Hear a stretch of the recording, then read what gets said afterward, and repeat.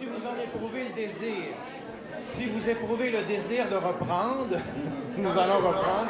Dans le désordre, exactement. Tu prends des risques, C'est les risques qui me prennent. Moi, j'aime ça me laisser prendre par un risque. Ton désir, son désordre. Mon désir, c'est des désordres. C'est un des titres de travail de mon livre, ça. Donc, écoutez, donc on va reprendre. Est-ce que vous... Est-ce que vous éprouvez le désir de continuer à l'arrière? Je dirais jamais ça à mes étudiants. Il y a un lien très étroit entre le désir et le désordre. Je veux dire, tout à l'heure, quand j'ai dit que j'avais besoin d'aller aux toilettes, là, ça n'a rien à voir avec mon désir. Hein, c'était simplement un besoin. Donc, écoutez, merci Jean. Merci beaucoup, Jean. Merci, Cathy.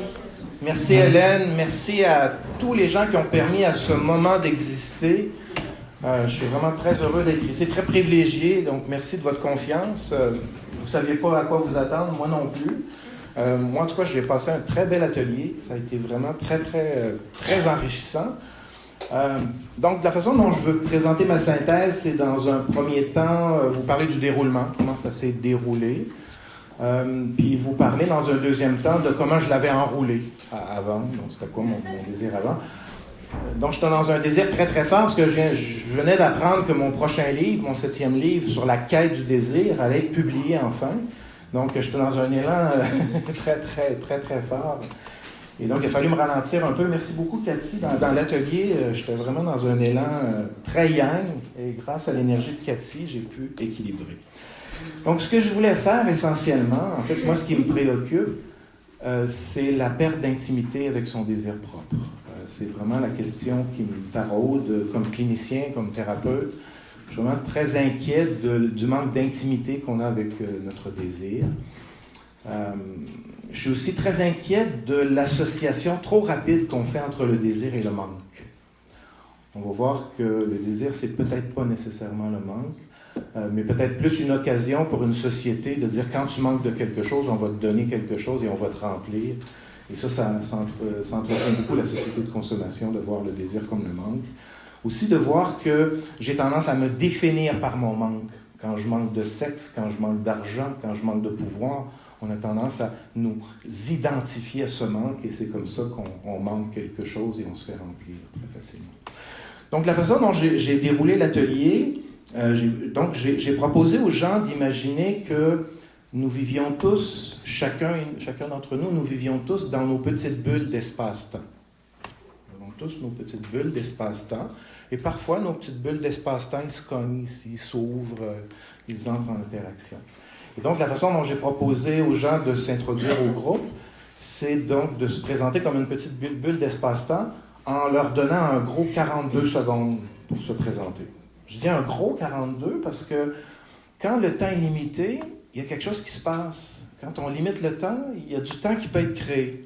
Et donc, il y a des gens qui ont pris 42 secondes, il y a des gens qui ont pris moins, il y a des gens qui ont un petit peu dépassé. Mais donc, ça délimitait un petit peu la bulle d'espace-temps. Et j'ai proposé aux gens 3 questions très simples.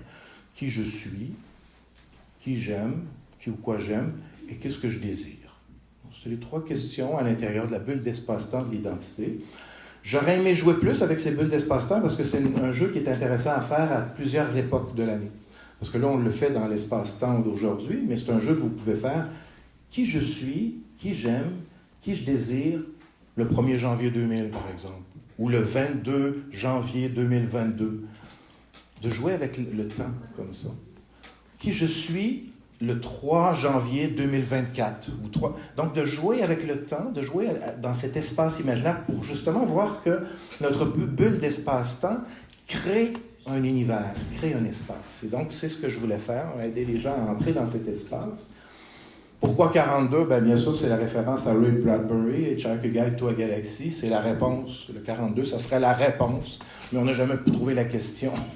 Ce serait la grande réponse universelle, mais on n'a pas trouvé la question encore. Donc, j'ai lancé l'atelier comme ça. Puis, j'ai attaché le désir des participants, mon désir aussi, à un film qui s'appelle Arrival de Denis Villeneuve. Donc, c'était ma carotte que j'ai lancée à la fin de l'atelier. Pas par hasard. Vous savez qu'Arrival a été tourné ici, juste à côté. Et donc, moi, en m'en venant en voiture, je voyais les nuages, il y a quelque chose dans Arrival, puis donc j'avais envie de le transmettre aux participants. Essentiellement, pour moi, Arrival, c'est les grandes rencontres font toujours le cadeau d'un nouveau langage. Pour moi, ce film tourne beaucoup autour de ça. Une grande rencontre, ça t'offre un nouveau langage, une nouvelle façon de te représenter ta réalité. Je me suis intéressé beaucoup au hasard nécessaire, les coïncidences et tout ça. Moi, c'est ce que je vois dans les grandes rencontres. Ça nous offre un nouveau langage. Ça fait muer le langage, comme on pourrait dire, comme Jean pourrait dire, d'une certaine façon. Pour arriver dans l'atelier, on s'est rendu compte plusieurs choses. Le langage avec le désir, on a bien de la misère. On a de la difficulté avec le langage par rapport au désir. C'est quoi le désir? C'est quoi le besoin? C'est quoi le souhait? C'est quoi une envie? C'est quoi une attente? Donc, on s'est promené dans plusieurs définitions par rapport à essayer de définir le désir. Moi, je suis revenu à l'étymologie du mot désir, desidérere, être privé de son étoile. Donc, j'essaie de revenir le plus près possible de l'étymologie du mot. Donc, c'est une quête. Le désir, c'est une quête. On a fait intervenir... en fait, je voulais faire intervenir Régent Ducharme dans mon atelier, mais finalement, il ne s'est pas présenté. Mais on a fait intervenir Spinoza. On a demandé à Spinoza... Pourquoi j'adore Spinoza? Parce qu'à l'époque, je ne sais pas si vous avez lu le livre En as-tu vraiment besoin de McSween? C'est intéressant le besoin, mais Spinoza, il y a le Spinozé. Tu sais. McSween, il y a le McSween, mais Spinoza, il y a le Spinozé. Donc, Spinoza et McSween, ça fait des niveaux intéressants par rapport à voir la différence entre un désir et un en as-tu vraiment besoin. Qu'est-ce que Spinoza nous a dit ou nous dit à propos du désir? Il importe de voir que le désir n'est pas d'abord un manque, mais l'affirmation d'une puissance d'exister et d'être affecté. Il importe de voir que le désir n'est pas d'abord un manque, mais l'affirmation d'une puissance d'exister et d'être affecté. Seul un être qui existe peut désirer persévérer dans son être. Il n'est pas nécessaire de manquer de l'existence pour pouvoir désirer sa conservation, aussi bien que l'augmentation de sa puissance. Au contraire. De même, le cupide n'a pas besoin de manquer d'argent pour pouvoir en désirer. Être cupide, c'est avant tout s'imaginer que sa nature fondamentale est de parvenir à posséder de l'argent. Il s'ensuit que le cupide désire conserver cet état aussi bien qu'en augmenter la puissance, en tant que cet état et cette augmentation se rapportent à l'idée qu'il a de lui-même. Donc, je le trouvais très éclairant, Spinoza, pour finalement nous réconcilier avec notre manque. Ce qui me manque, c'est ma plus grande richesse. Moi, j'ai aucune idée c'est quoi le désir. C'est pour ça que j'écris sur le désir. Manquer de quelque chose, c'est notre plus grande richesse. Ça nous met en mouvement, ça nous met dans une démarche. Donc, premier point, le désir, c'est pas nécessairement le manque, c'est fonctionner avec le manque, c'est un élan vers le manque. L'autre élément qui est ressorti, en tout cas qui m'apparaissait important de faire ressortir dans le groupe, c'est l'affect. On a mentionné, Cathy mentionnait que l'affect va rigidifier les représentations. L'affect va figer les choses, ou d'une certaine façon, est-ce que c'est un peu ce que tu disais, non? Non? OK. La peur. Hey, ça fait peur, hein? Oh. La peur. Sentez-vous l'effet de la peur en lien avec le désir? Ça, c'est quelque chose qu'on a expérimenté dans le groupe. J'ai peur, j'ai pas dit quelque chose. La peur, ça fige. La peur, c'est un peu comme la gravité, finalement. Quand on a peur, tout devient grave, tout devient lourd, tout devient... Alors que le désir, c'est le mouvement. Le désir, c'est la joie. C'est le désir, on pourrait dire, c'est le point J, puis la peur, c'est le point G. Il y a quelque chose qui me pousse vers le bas, qui me pousse à protéger, à vouloir garder. Puis il y a une autre énergie qui me pousse vers la joie, vers les points J. C'est quoi les points J de notre société? Il n'y en a pas beaucoup. Un point J, c'est un point de joie, mais pas juste des points de joie individuels. Le défi, c'est d'avoir des points de joie collectifs. Là, on joue plus. Je ne dis pas jouer, on joue plus. Quand nos points de joie sont collectifs. Alors ça, c'est un des défis du désir. Est-ce que nos désirs sont synchronisés dans des points de joie qui sont plus grands que nous, qui nous dépassent? Il y a aussi des... Chantal faisait intervenir notamment. Je ne veux pas te faire peur. Est-ce qu'il y a des points de joie qui me cherchent? Est-ce qu'il y a de la joie? Est-ce qu'il y a du désir qui me cherche?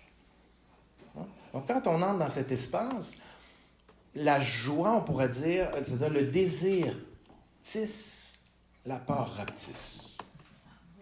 Le désir tisse, la peur rapetisse. Donc ça, c'est un mouvement qu'on observe très concrètement. C'est un mouvement qui est bien symbolisé par un mythe. Je ne sais pas si vous connaissez le mythe de l'arbre de Tekenondé. C'est une petite histoire, je vous la lis très rapidement. Un jour, un homme entendit parler d'un arbre qui pouvait réaliser tous ses désirs. Il parcourut inlassablement le monde à sa recherche, puis, vers la fin de sa vie, trouva enfin cet arbre dans la forêt enchantée de Tekenondé. Il formula alors le désir de retrouver sa jeunesse. Aussitôt dit, aussitôt fait. Il retomba dans le corps de sa jeune vingtaine. Il formula ensuite le désir de devenir le plus riche du royaume. Aussitôt dit, aussitôt fait, une pluie d'or le recouvrit. Mais il se mit à craindre les voleurs. Il se dit, mais si des voleurs venaient à me trouver? Aussitôt dit, aussitôt fait. Une poignée de voleurs l'attaquèrent et lui volèrent son or et sa vie.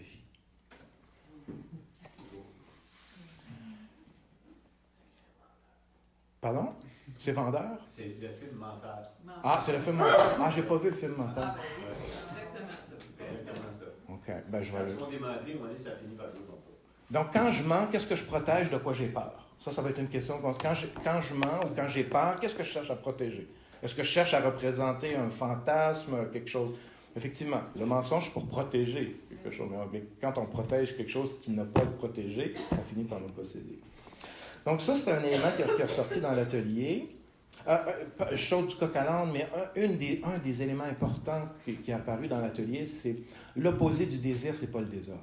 On vous a taquiné un peu le désir-désordre, mais l'opposé du désir, c'est pas le désordre. Je crois que c'est Hélène qui a fait intervenir. L'opposé du désir, c'est l'exclusion. Exclure. Et là, ça nous ramène à moi, mais quel désir j'exclus en ce moment, là, quand je suis avec vous? Qu'est-ce que j'exclus quand je suis moi? Et donc, l'opposé du désir, c'est davantage l'exclusion que le désordre. Parce que ça se peut qu'il y ait plein de choses qui sont en désordre en dedans de moi, mais c'est nécessaire de les laisser dans ce désordre-là. Peut-être d'autres éléments. J'ai-tu encore un petit peu de temps? Il y a un lien... je prends ton temps. Ça fait drôle à dire, on prend son temps. Je prends ton temps. Bon, on va prendre du temps. On partage le temps. Mais en fait, le rapport entre le désir et le temps est très important. Je vous parlais hier, j'arrivais. En fait, j'arrive pas directement d'un colloque sur le temps, mais la question du temps, bon, pour vous dire dans quel état j'arrive en ce moment. Donc, mon livre va être publié, puis un article sur le temps. La première fois de ma vie, j'ai écrit un article dans une revue scientifique sur le temps et la synchronicité va être publié, l'espace d'un instant. Donc, je viens de savoir ça, je suis un peu dans la joie. Parce que, donc, pour moi, la question du temps est fondamentale et est intimement liée au désir. Donc, comment faire intervenir la notion du temps par rapport au désir? Connaissez-vous Carlo Rovelli, qui a écrit L'ordre du temps? Carlo Rovelli s'est beaucoup intéressé au rapport entre le temps et l'entropie. C'est une façon de mesurer que le temps passe, c'est que l'univers a été plus chaud au début et il se refroidit vers l'avenir. Et donc ça, c'est une mesure objective pour voir le passage du temps.